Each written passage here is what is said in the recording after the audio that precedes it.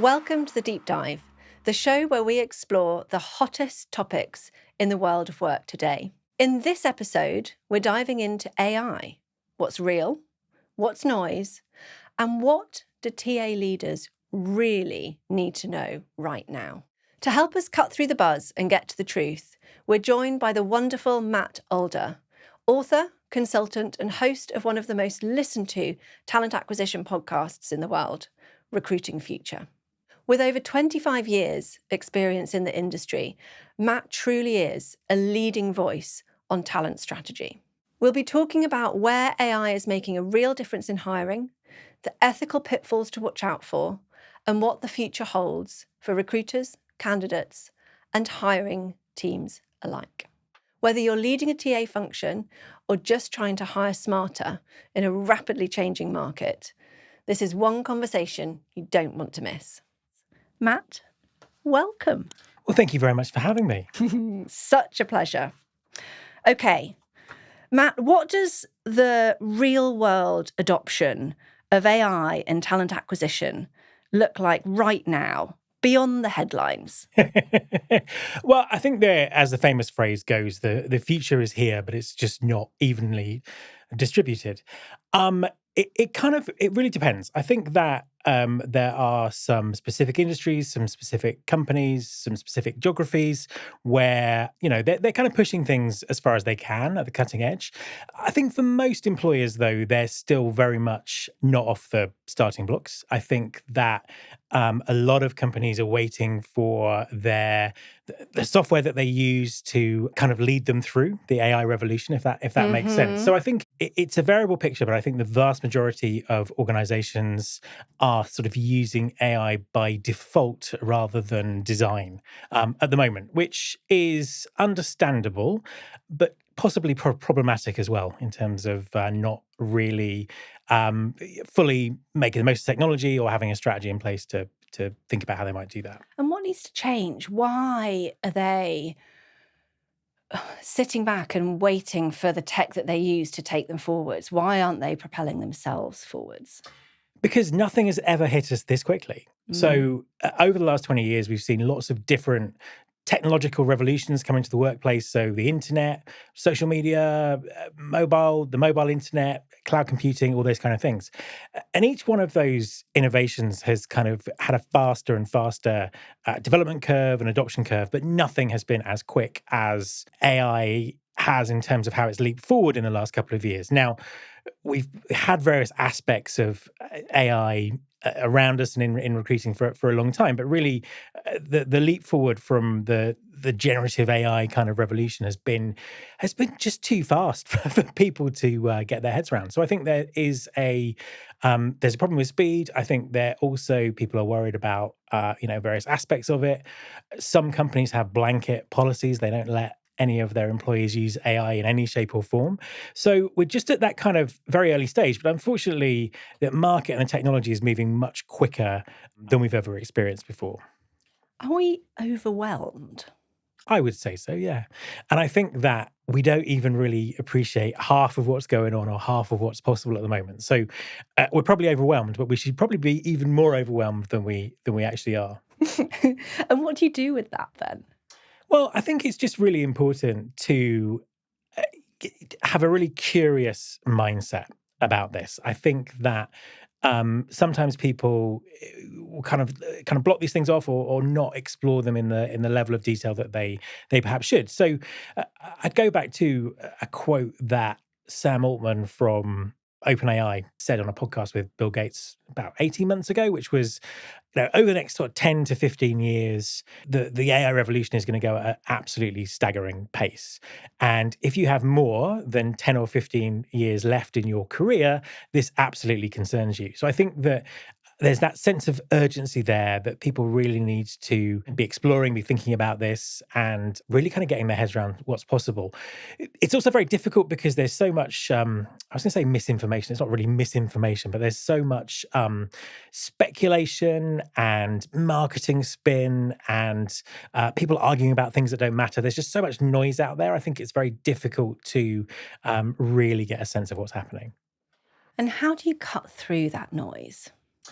I think that and this is kind of really the sort of the mission of my podcast, is to look for stories, to look for where people are using this in practice, what's happening, what kind of results are they getting.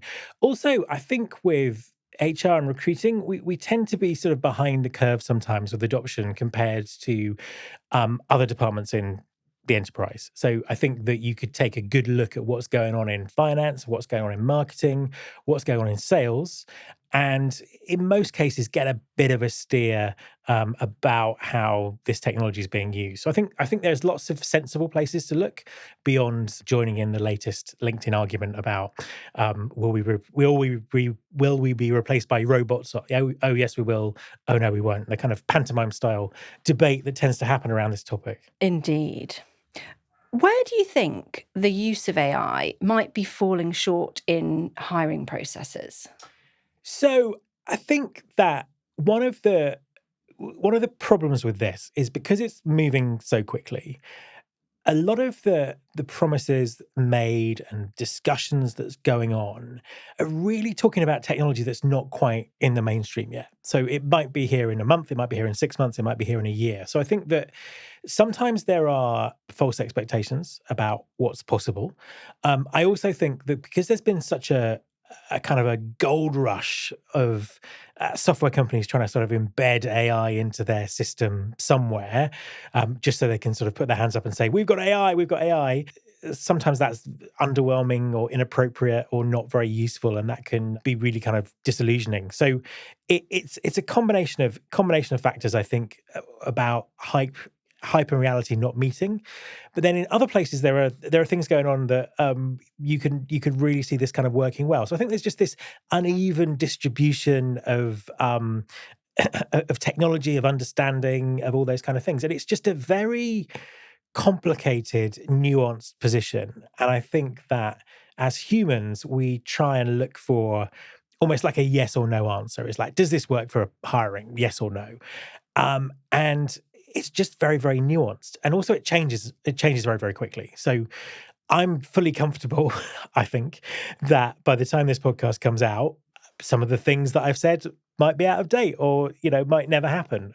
Or I might have missed something blindingly obvious, because that's just the state of it at the moment. You have to have that kind of really kind of flexible way of thinking about this and not be afraid about being wrong. I think that's kind of an important aspect, which I think in business is a very difficult thing to do, because we're not really allowed to be wrong. And in HR, Oh, perhaps an absolutely. even more difficult thing to do, right? A million percent. Yeah. A million percent. Where have you seen it work really well?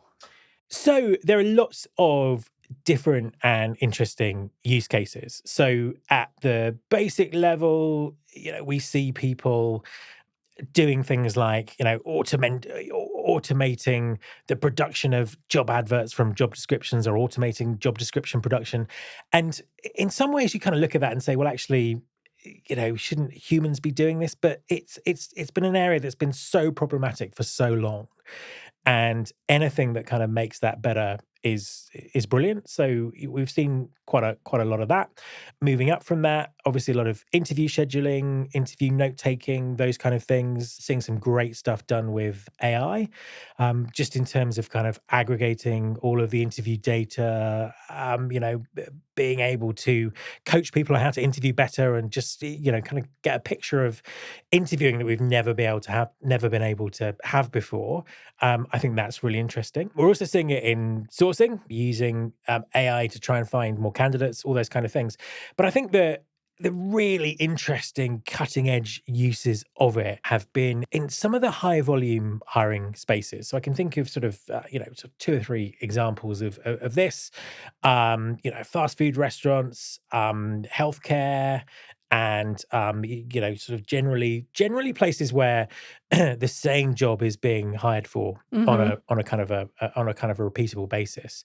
And there, in some cases, we've seen almost full automation of the first part of that process. So dealing with all the applications, screening and scoring, people who apply, dealing with the whole first screening. And I've seen that done via text. I've seen that done by voice calls. and taking things through to that sort of hiring manager interview stage and doing that incredibly successfully. I think that we hear a lot of stories about how that goes wrong, and not enough stories about some of the companies who are doing this really, really well and getting some phenomenal results. So I think that that's been really interesting to watch the organizations that are doing that, but they tend to be high volume hiring where the same job is being recruited for again and again and again. Yeah. Do you think it's actually problematic that the media is always going to pick up on the stories that go wrong versus the success stories? Do you think that's warped reality? Yeah, it's a difficult one because I think that, and I'm sure we'll talk about this later. There's lots of things to be worried about when it comes to Yes. when it comes to AI, and there are lots of things that are happening that perhaps shouldn't be happening. But that said, there is a danger that are we holding some of these machines to a much higher standard than we're holding humans?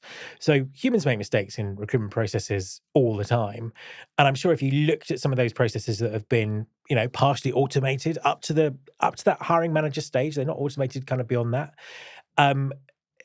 I'm sure that the quality, in fact, I know that the quality of the candidate experience is infinitely better because people are getting transparent communication. It's happening quicker. And I'm sure there are mistakes occasionally, but probably less than there would be with humans. So I think it's a really nuanced situation. And I think that we live in a social media world where people want to pounce on something and immediately have an opinion one way or the other. And I think that's one of the issues because it is a very complicated sort of environment out there. Yeah, absolutely. That's a really interesting thought or question, like, are we holding machines to a higher standard than we hold humans? That's not a conversation I have on a regular basis. It's a really interesting thought. And we should. Yeah. We absolutely should. But I think at the same time, we should be very aware of the shortcomings of the recruitment process as it is at the moment. Yes. I think in an ideal world, if every candidate could have a one-on-one conversation with every recruiter and get full and frank feedback for every kind of interaction they have, then of course humans could do that better. But that's not the situation we're in. We're in a situation where the candidate experience is terrible. People are job searches affect people's mental health because it's so bad. And actually, if there's technology that can make that better, maybe not as good as a one-on-one human conversation every time, then we should be using it. Agree. You mentioned hype earlier, Matt. I think you'll probably have seen a lot of tech hype over the years in talent acquisition. What's different or not different about the AI wave? As I said, it's faster. I think that's the big thing. I think what's interesting, and I've noticed this this year more than anything else. So I think last year, if you kind of take as a barometer walking around a recruiting technology conference, an HR technology conference, last year everyone had to have AI on their stand somewhere with AI, all this kind of stuff. And what I'm noticing this year is people focusing kind of much more, the companies that can focusing kind of much more on the use cases. And it's a little bit like, I don't know whether you're old enough to remember, but when the internet first came along, I do remember that moment. When the internet first came along, people say, companies would say, we're on the World Wide Web, we're on the internet, we have a website, and no one says that anymore. So I think that with AI, we kind of hopefully we'll get to that stage where we're not talking about AI, we're talking about what these systems can deliver, the business value, all those kind of things. I think we're still in the we need to talk about AI stage of things, and which creates lots of hype and lots of confusion. And I'm hoping that we will quickly move to another stage where we're talking about use cases and we're talking about results. And the practicalities. Absolutely. Yeah. What do you think is the biggest myth about AI in hiring? That's a good question. I think one of the things I hear time and time again, which kind of does my head in a little bit, is this kind of well-worn phrase that your job, you won't lose your job to AI, you'll lose your job to a human using AI. So it gets used in recruitment quite a lot. So it's like, you're not going to lose your job to AI because it's never going to replace us humans. You're going to use your job to someone who uses AI. Now, 12 or 18 months ago, I think that I could see that. It's partially true in the short term. I really don't think it's true in the long term because as things develop, it's very likely that jobs will just change massively and some jobs will cease to exist. There will be new jobs, it'll be interesting to see how it shakes out. So I think that's kind of a fake comfort for people that they can sort of go away, learn a little bit of AI and their job is safe because it may be that their entire profession doesn't exist in a few years' time or their company doesn't exist or whatever. So I think that that I think is a myth. And I think it's quite a dangerous one because it puts people into it gives people a very false sense of security about what's going on and how quickly some of the change is happening. Mm. And so, what should those individuals be thinking about or doing instead of furiously reading up on how to become a prompt expert? I think it is really important to experiment with some of these tools. There are free versions of them everywhere, and I think it's it's an appropriate thing to do. But I think that it really is about taking a step back and thinking about how asking very difficult questions about your job and your discipline and saying, can a machine actually do this better than a human? And really digging into that because a lot of the time the answers can be quite surprising that yes, a machine can do that better than a human. And I think that is almost the process you have to go to kind of really understand, where you add value and where you can kind of bring value to this sort of emerging world. And it's difficult because I think we're still fairly in the dark about the timescales of this. So it may be that this takes years to shake through. It maybe takes months, and I think that's the complicating factor of this. It's very difficult to give a kind of defined timeline, and the technology has, without doubt, has evolved far quicker than even people I know who work in AI thought it could ever do. But as we know, when you try and look at sort of business adoption and all these kind of things, there are barriers to that. There are kind of unknowns to that. So we just don't really know what the timescales are, which I think is probably the most challenging part of this. And to go back to that point you made, or the question you asked, can a machine do this better? Yes. And the point around, actually, a lot of the time, yes, it can. Is there a particular challenge, do you think, for folk in HR who often get into HR because of the people element? Yeah. And I think take pride in that and in the fact that they know people. They get people, they understand people. And so it can feel, I imagine, quite a jump to then go, the machine could make a better decision about people than I can. Yeah, and I think it can't always do that. I think that's the thing. And as long as there are still people in jobs, then those people things are really important. But it's just, I think from an individual perspective, it's there may be things in your job that you kind of hold on to dearly that actually you should probably let go of because it will be automated or whatever. Can you give me an example of what that might be? I mean, it's a good question, isn't it? I think it's a very individual thing. It might be someone who really likes going through CVs or something like that. I don't know. It's kind of a really sort of individual. I think that's kind of quite an individual Personal. thing. What I would say from a kind of leadership level, I think it's difficult because people have to look at their sort of talent acquisition function and try and make these decisions on a function basis. And I think that there are kind of like what I call sort of 4A's in terms of how you think about this. So it's like the first one is automation. What repeatable, easy tasks could we automate straight away, or are we likely to be able to automate in the future? The second one is augmentation, which is where are humans and AI going to work together brilliantly to do things better and faster.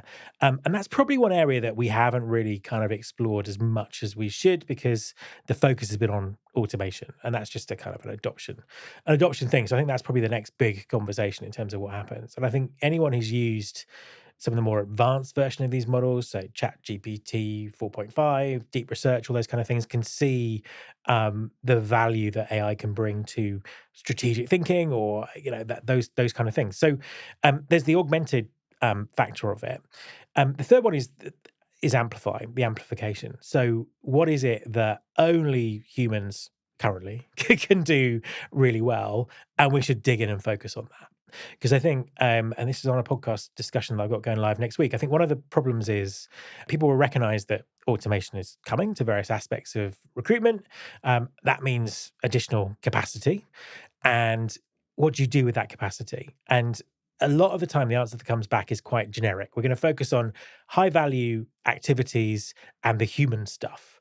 And very often people can't actually give an explanation about what that means. What does that mean? And it's important to know what that means. And again, it's going to be different by company, because if you have if you have extra capacity in a business, people start asking questions about that capacity.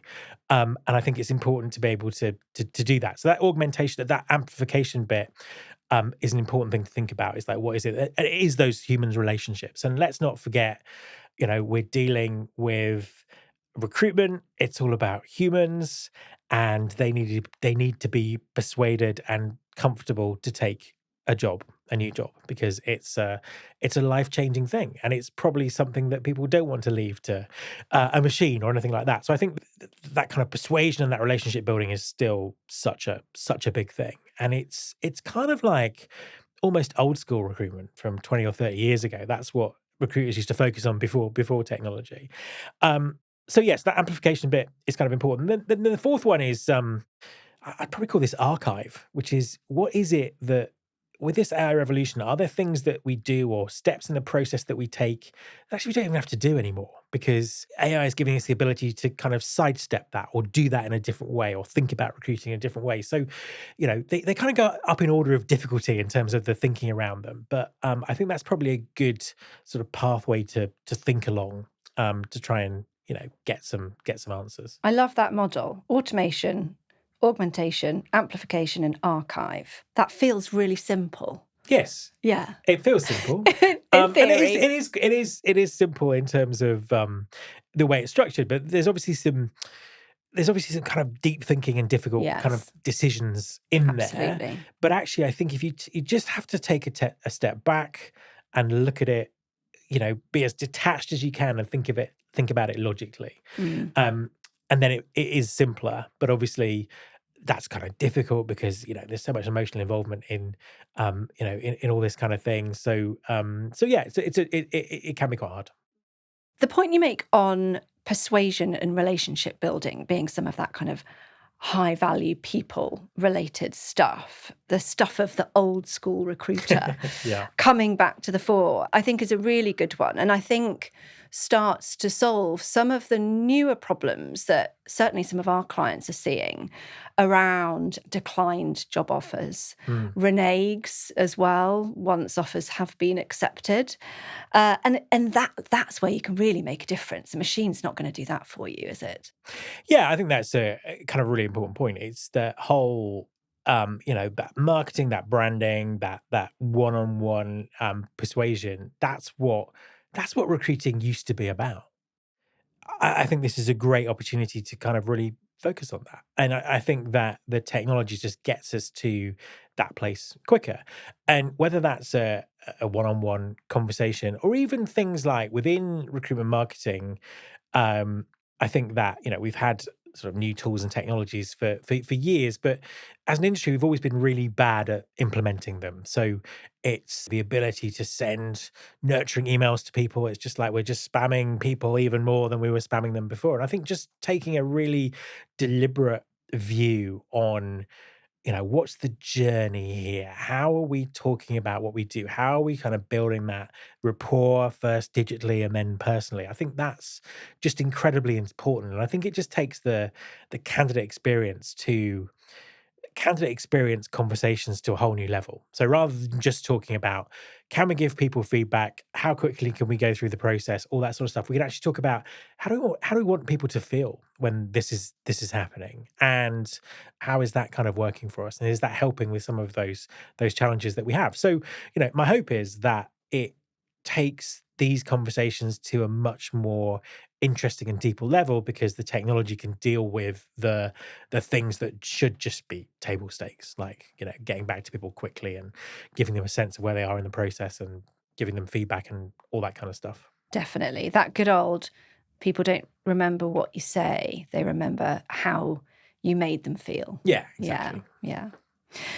Matt, you gave a really nice example of what I think would probably feed into your automation, so that first stage of Yeah. the model earlier, around fully automating that first screening part of the process, which I thought was really interesting. Have you seen augmentation done really well, or amplification done really well? Yeah, it's a good question. I think that they are related. So I had a podcast interview, I think it was live a couple of weeks ago, with a deco in Belgium, and they were talking through how they were using AI agents to automate that front part of the process. So they were able to match and score applications, do a kind of a first screening, and then when they got to the sort of the recruiter call, they were able to dive into much more detail, because they didn't have to go through the background check stuff or the basic stuff. And it's kind of an augmentation, because it's the AI has taken away that piece, and it means that there is more room and more time for conversation. I think you have to be quite careful about this sometimes. I mean, this might be going off at a slight tangent, but I've heard of people doing things like just putting CVs straight into the publicly available LLM models, and using that to augment their workflow, and that's a really bad idea for lots of different reasons. So I think it's just kind of really sort of thinking about how AI can help me to do this. So one area that we haven't talked about is data. We're moving to a world where AI can look at lots of data, very, very quickly. We hopefully will be at a point where we can look at data across the organization. So, and I've spoken to a couple of companies that are kind of at this point or close to this point, where they can actually see, what happened to the people that they hire, and loop that back to optimize the way that they recruit. And obviously, AI and data is facilitating that, if that makes sense. Absolutely. And why shouldn't we be putting CVs into LLMs? Well, I think this is the whole bit around ethics and risk and all those kind of things. There's obviously quite a few, certainly one in particular, kind of highly publicized court case at the moment around allegedly AI, making decisions about people and all that kind of stuff. Mhm. And I think that the software providers who are doing this to the highest ethical standards and all those kind of things are anything around matching. They are putting so much effort into it to ensure that it's explainable and it's transparent. And there are, firstly, ethical reasons why that's important, but there's also legal reasons why that's important. So, we're seeing new legislation come in around the world the whole time, the EU AI Acts and certain kind of American states doing various things. We may one day understand what the UK is going to do, but that's still very much under discussion. But also, as we've kind of seen with some of the issues that have come up, the existing discrimination laws apply to this already. So if you just put stuff straight into a publicly available system that has no kind of guardrails, you've got no idea how it's making decisions, that's a really bad thing to do. And also, I know people who've done research and experiments on this, and actually the results aren't very good anyway. And so, designing systems that can do that is a really complex thing. And there are some great providers out there doing that. And they are, they're audited. They're trying to sort of be as compliant as they could possibly be. So some of these things are really specialized tasks that, because LLMs are almost programmed to be helpful and polite. You may think that you're getting, great information out of them, but actually, there are all kinds of risks with this. So I think that's the downside, around this when you're sort of trying to learn about it. Absolutely. And so, as a TA leader, what are the things that you should be thinking about or the questions you should be asking if you're worried about the ethical part of AI use in recruitment, especially maybe that kind of linked to bias, so wanting to avoid bias? Yeah, I think that if you're, using a particular vendor, you just have to ask them. You have to ask them very sort of deep questions around the explainability of what they do, the consistency of what they do, what they have put in place to mitigate bias. Can they prove that? Have they had that system audited? I think as time moves on, it will be easier to do this because there'll be a bigger understanding. I think one of the things about the Workday alleged age Mhm. discrimination process that's going on at the moment is that as it stands, and there are lots of reasons why this may not sort of continue forward, but as it stands, the court that's kind of looked at this to start with has said that actually the software vendor is liable for this rather than the employer, or not just the employer. And I think that's sharpening a lot of people's focus around how they talk about their AI and how they how they kind of make sure it's ethical and legal. So I think it's a situation that will become clearer and get better as we move forward. But it's just important to ask some kind of very searching questions about where this is coming from and how it works. And to go back to your earlier point around noise and marketing spin, how do you make sure that the answers that you're getting don't fall under that category? I think it is again a question of keeping yourself up to date and educating yourselves. I think asking for independent evidence is an important part of this, and we're seeing a rise of companies who are actually auditing these systems and coming back and giving that kind of data. So yeah, I think it's just kind of important to sort of be on top of everything that's happening. I mean, there is no end of discussion about it and resources around it to look at. Yeah, I just think it's something that you just have to really sort of focus on and think about at the same time. And I think again, this is the problem with the speed that we're moving at, particularly. HR is very risk averse, as we know. There could be a temptation, and I know some companies are doing this, to stand back and say, "Do you know what? We're going to wait for legislation. We're going to wait until this is perfectly clear." But unfortunately, this is moving so quickly, and there are companies that are already getting competitive advantage and competitive talent advantage over others by doing it. It's not something that we can wait and see. And also, some of this legislation, some of these court cases could run for years before we have a definitive picture around it. So I think it's understanding the risks, asking the right questions, but at the same time, moving forward with this, because I don't think that organizations can afford to stand still. Absolutely. How is AI changing the way organizations assess for talent beyond CV reviews? Yeah, I suppose there's a couple of aspects to this.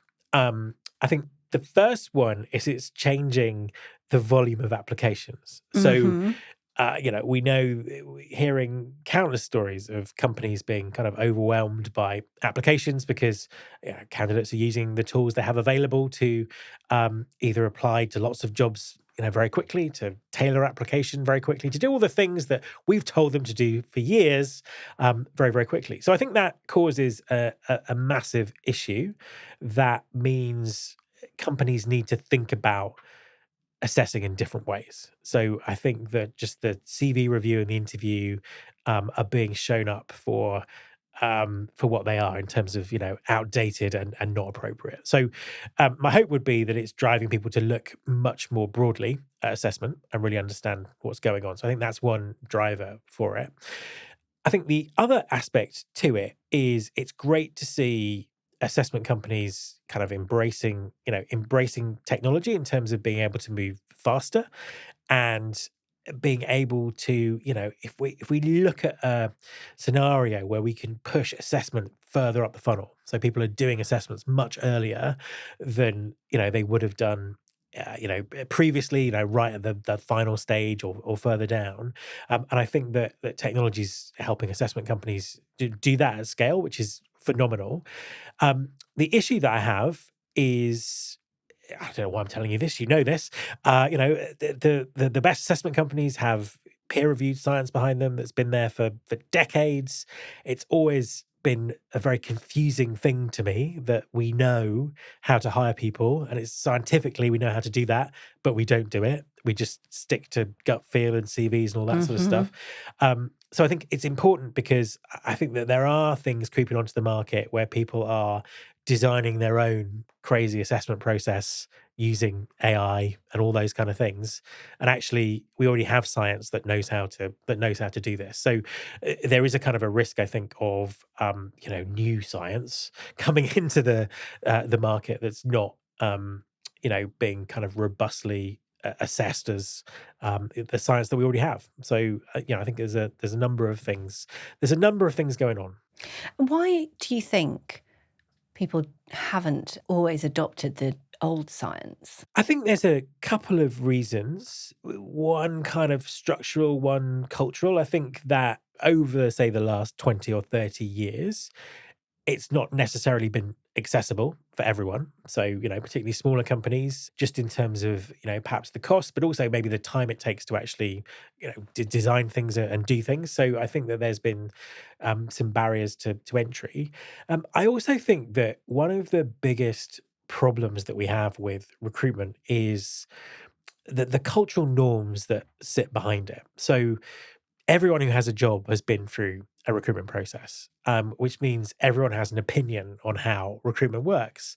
And I think that whenever we sort of try and disrupt that opinion, it seems to cause ruptions everywhere because this is not how recruiting has always been done. So I think there's just this ingrained thing about you need a CV, you need to send your CV, someone needs to give you an interview, and that's how it works. And it doesn't work. So it yeah, I think it's just this embedded thinking that it kind of really holds it back sometimes. And I would hope that we're now seeing that challenged, and if we see better outcomes, then thinking moves on. But sometimes sometimes it's a challenge to do that. So if we struggle to get them on the old science, how do we get them on the new science? I think that to me, the catalyst for this is the way that candidate use of AI is breaking existing processes. Mhm. You Because can't not do anything. exactly, you can't not do anything about it. Now, it's not, again, it's not evenly distributed. I made a huge error the other week. I was on stage at a conference in Norway talking about this, and I didn't realize that Norway has a massive problem getting anyone to apply for jobs. So when I said, who's getting more applications because of AI? Everyone looked at me in a really blank manner. So, however, I think that it's something that people recognize is happening to a lot of companies. And I think the first phase of this was companies trying to ban people using AI or using detectors to try and find AI. And you can't ban people using AI because it's everywhere. I turn my phone on, it's using AI to do things. And also, I think the amount of false positives that come back from some of these, some of these systems that are allegedly detecting AI causes huge issues, and they can't possibly keep up to date with everything that's going on. Also, a CV has so little text on it compared to, I don't know, a book, for example, or something. There isn't that much data to actually go on to work out whether AI has been used to create it. So I think that is a total non-starter. So when you get to that point, you're like, well, how do we fix this problem? And do we blame the candidate? Well, we can't blame the candidate that's using the tools that are available, unless they're using them in a fraudulent way, and that's a different issue. Do we blame AI? Well, 100%, but we can't do anything about it. So we have to blame ourselves. We have to look at the process. And we have to do that differently. And I think that different ways of assessing people earlier, using AI to create work scenarios, whatever it might be, it just has to be the way forward. I think it's an obvious step to take.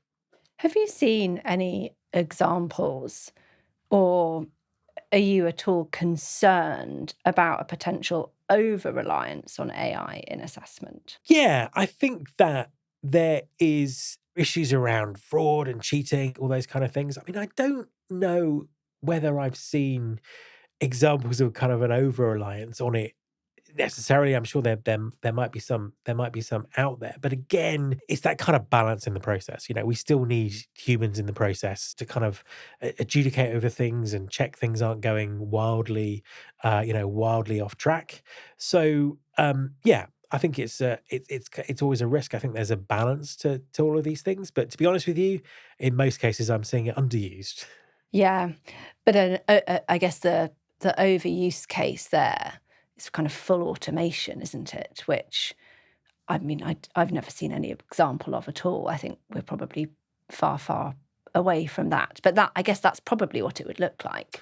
Yeah, and there are some stories about full automation, in things like temporary roles in factories and things like that, where people are not meeting their boss until the day that they turn up, or their boss is a robot. But it's not a widespread thing. I think that a lot of the companies I've talked to on the podcast who are down this automation route are very clear about where their humans fit into the system. Hmm. And they're very clear that actually the human aspect of this is very important, because ultimately, people have to work with teams, with other humans, with all those people, and it's important to take that into account along with everything else.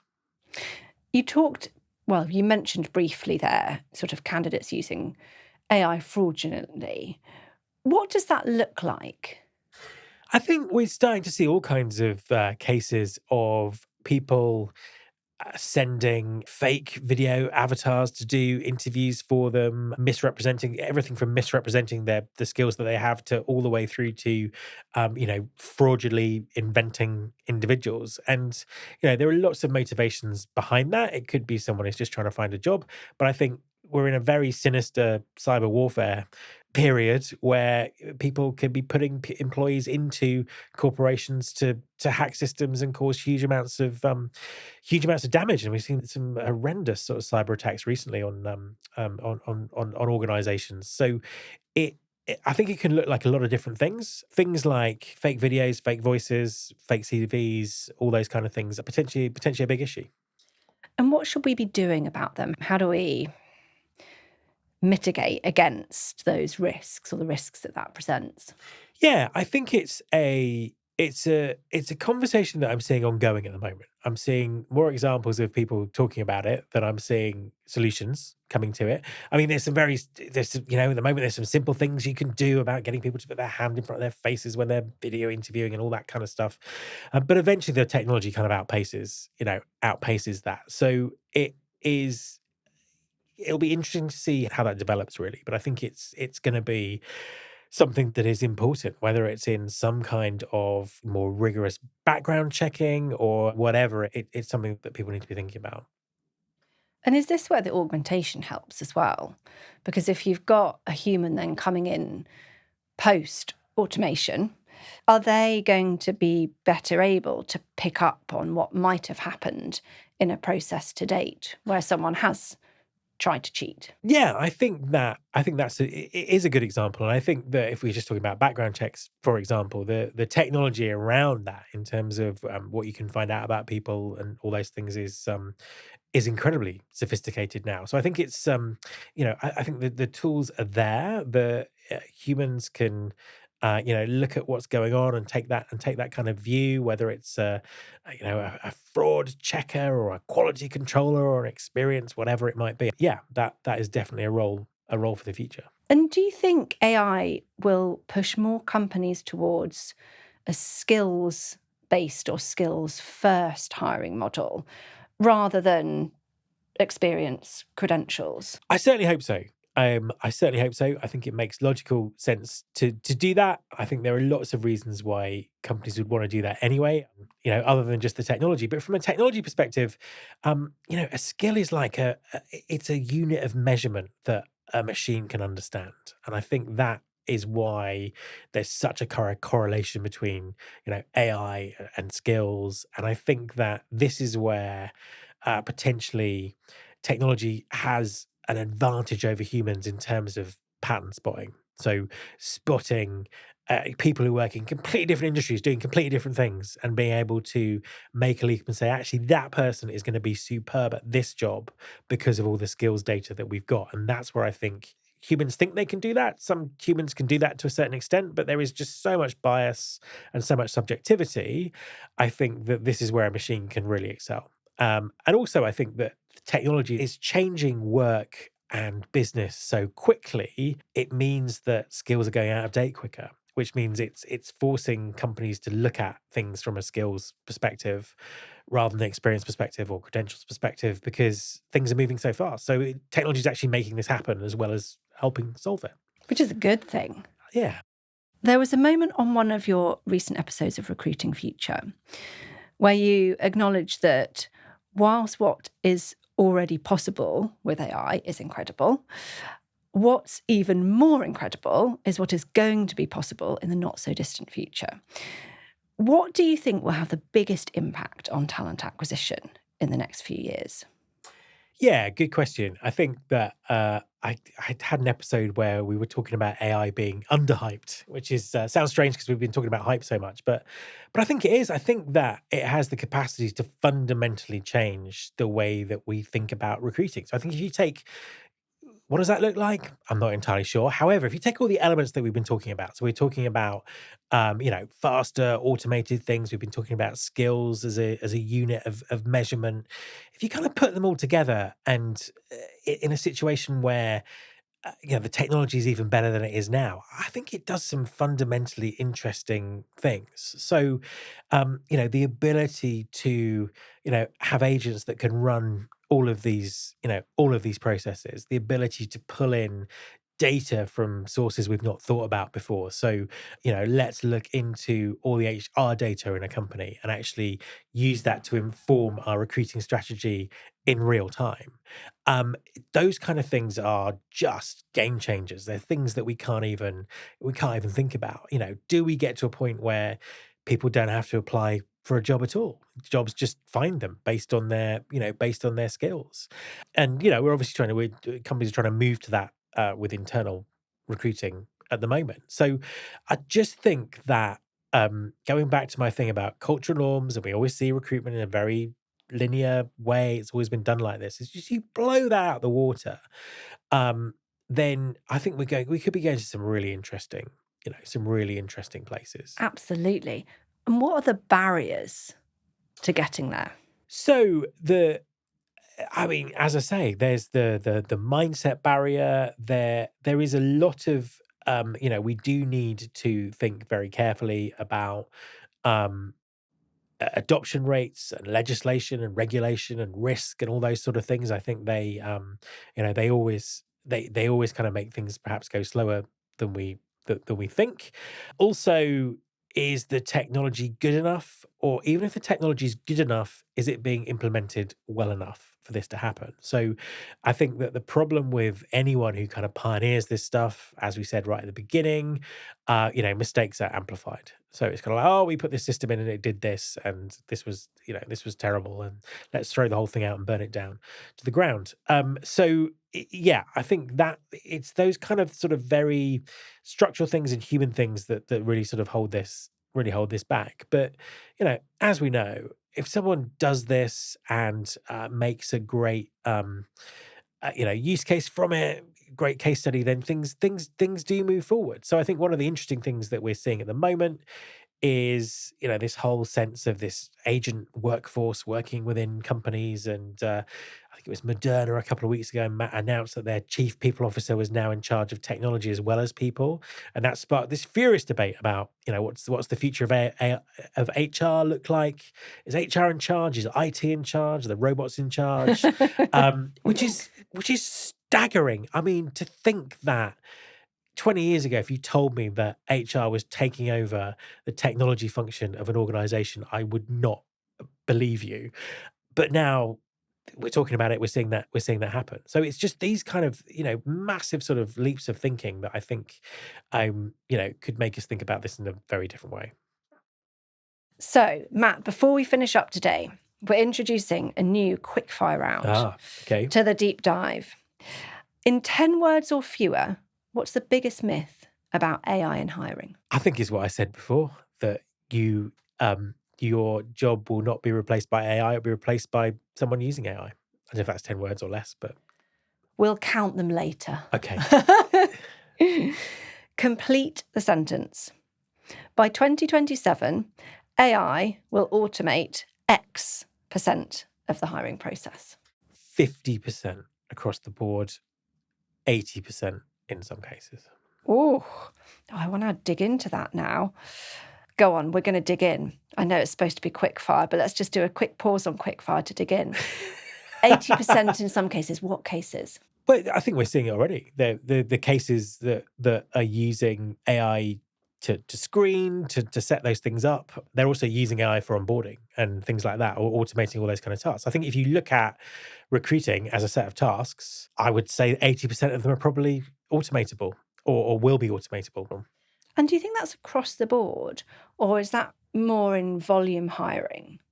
I think we'll see it spread out of volume hiring into other types of hiring. It's always difficult to say anything's across the board when it comes to recruitment because it's just so different from industry to industry. The question's always like, what's going to happen to exec recruitment and all those kind of things. That was exactly where my mind was going.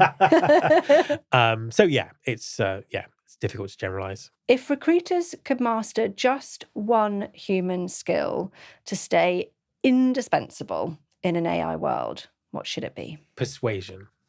Cheat detection in online assessments, essential safeguard or overkill? Essential safeguard. Correct answer. Good.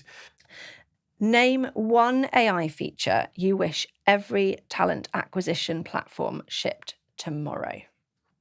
The ability to use company data to set recruitment strategy. Oh, I like that. That's a strong response. Yes, please. Matt, thank you so much for your time today. A really interesting conversation. I've really enjoyed it. I hope you have too. And I'm sure our lovely listeners will have got a lot out of that. If our listeners would like to hear more from you or get in touch, what's the best way to do so? So check out my podcast, Recruiting Future. Just search for Recruiting Future wherever you listen to podcasts. And other than that, you can find me on LinkedIn.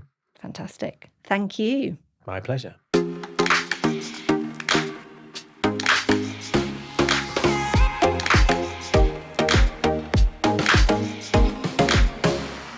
If you found today's conversation valuable, you can find related articles in the show notes and other episodes wherever you get your podcasts. Like, follow, subscribe, and we'll be back soon for more great insights on the deep dive.